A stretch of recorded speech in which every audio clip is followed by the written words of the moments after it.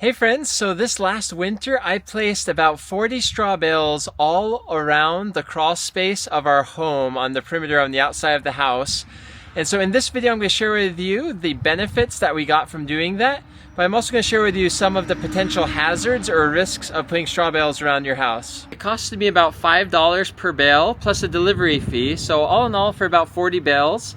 I think I spent maybe a little over $250. That first day, I noticed there was a dramatic increase in how warm the floors felt.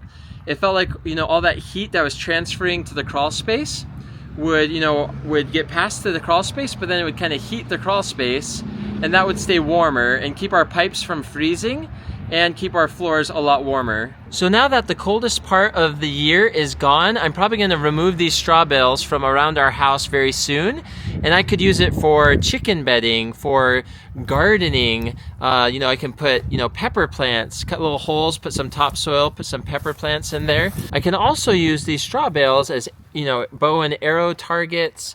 We can use it for mulching around plants to help retain moisture and reflect heat. I've also used it to insulate water tanks in the summer, to insulate the water tanks from the heat, and in the winter to insulate the tanks from the cold so the water doesn't freeze. You can also make forts out of straw bales. You can use it to compost. You can grow potatoes with straw bales. You can use it as a wind block or a privacy wall. Now, if you're thinking of putting straw bales around your house, you should be aware of three potential risks. One is with moisture, one is with rodents, and the other is with fire. So with moisture, if you have straw bales up against your house and it rains, the straw bales are going to retain some of that moisture, and it could lead to some mold or mildew growing on your siding. So that's something to be aware of.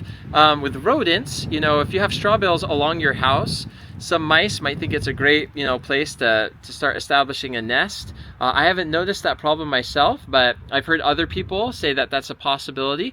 Also, loose straw is highly flammable. So though these straw bales are kind of compressed and they're not as flammable because they're compressed, there's still a lot of loose straw on the bales, and so if it's if there were flame introduced to it, these things could light up. So that's probably the biggest potential hazard to be aware of. Now, a lot of the winter these things were kind of iced over and had snow on them, so I don't think they'd be really a fire hazard so much during that time. But on nice days, these things can dry up pretty quick on the exterior where there's loose straw, so that's definitely a hazard to be aware of. So anyway, I really enjoyed using straw bales around our house. Will I do it again next winter? I'm not totally sure, but it definitely gave me a lot of peace of mind during those really, really cold spells in the middle of winter where it got below zero. And I'm confident it saved on us having to use as much propane to keep our house warm.